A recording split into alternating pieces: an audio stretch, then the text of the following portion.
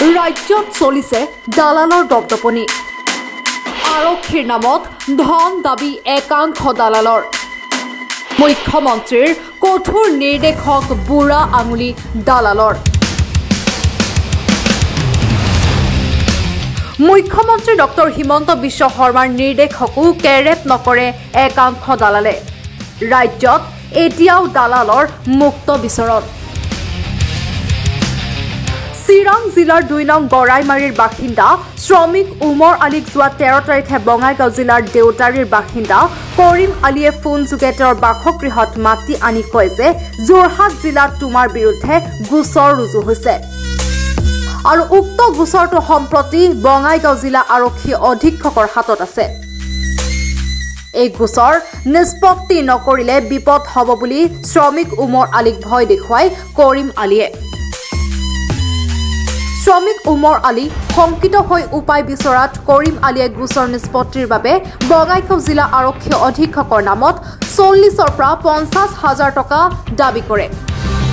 পাছত ভুক্তভোগী উমৰ আলী উপায়হীন হৈ নিজ গাঁৱৰ মুখিয়াল ব্যক্তি এগৰাকীক ঘটনাটো জনায় আৰু পৰামৰ্শ মতে কৰিম আলীক ফোন কৰি মোবাইল ফোনত তেওঁৰ কথোপকথন অডিঅ' ৰাখে না এখন ধরো তুমি ওগুলো বাদ দাও থানাতে কত হলে মিটাবের পাবা দাম গরিব মানুষ কম সম করা যাবে না ঘটনাৰ সন্দৰ্ভত সোমবাৰে ভুক্তভোগী উমৰ আলী বঙাইগাঁও জিলা আৰক্ষী অধীক্ষকক অভিযোগ দাখিল কৰিছে বঙাইগাঁও জিলা আৰক্ষী অধীক্ষকে এজন প্ৰবঞ্চকৰ বিৰুদ্ধে কি ব্যৱস্থা গ্ৰহণ কৰিব সেয়া সময়তহে লক্ষণীয় হ'ব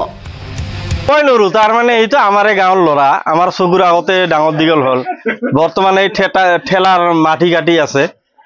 লিভাৰি কৰি আছে তেওঁক যে এনেকৈ ধমকি মাৰিছে সেইটোতো মোৰ হিচাপতো তাক লৈ আহি পানিছমেণ্টে কৰিব লাগছিল আগত তাৰ পাছত আইনত কি হয় হল হৈ আগত তাক লৈ আহি ইয়াতে পানিছমেণ্ট দিব লাগে কি হয় আজি পৰ্যন্ত আমাৰ এই অঞ্চলত এনেকুৱা কাম হোৱাই নাই না মই বঙাইগাঁৱত কাম কৰি আছো মিলত কাম কৰি থাকাতে এটা নাম্বাৰ গেল অচিনাকি নাম্বাৰ মই ৰিচিভ কৰিলোঁ মোটামুটি 10:30 ফোন কৰি মোক কয় সন্ধিয়া 5টা মানত মোৰ ঘৰত আহিব কৰিম আলীয়ে তাৰ ঘৰত মই গেলো এই দেউতাৰী দেউতাৰী ভিডিঅ' চিক্ৰেটাৰী বুলি শুনি পাওঁ ইমানটো মই নাজানো এইটো আসামৰ মানুহ মই চিৰাঙৰ মানুহ তাৰ গেলো তাৰ ঘৰত আমাক আৰু কল বোলে বঙাইগাঁও SP অফিচত তোৰ নামত কেছ আছে 50,000 টাকা দিলে এইটো মীমাংসা কৰি দিম মই তাৰপিছত ক'লো মইতো দুখীয়া মানুহ মই কাম কৰি খাওঁ ইমান পইচা ক'ত পাম মই ঘৰত যাওঁ যাই কিবা এটা মই বুজা মেৰা কৰোঁ ঘৰত কৰি পেলাই ফোন কৰিম এতিয়া মই ঘৰত আহিলোঁ আহি আমাৰ গাঁৱৰ মুখ্য ব্যক্তিয়ে লগত লৈ মই ফোন কৰিলোঁ তাৰ ভিডিঅ' ৰেকৰ্ড কৰিল বস্তুবিলাক কৰি আৰু ৰাতি মই ক'লোঁ মই 30,000 মান টাকা দিওঁ ক'লে এইটো নহ'বই SP ছাৰ নামানে SP ছাৰ নামানে মোটামুটি 40,000 লাগব 50,000 পৰা 10,000 কমিছে আৰু কমাৰ পিছত কয় 40,000 টকা দিলে মই মীমাংসা কৰিম মই তাক ক'লোঁ বোলে 30,000 টকা যদি ৰাতি দিওঁ এইটো হ'ব না নাই কয় নহ'ব তই 10,000টো মোটামুটি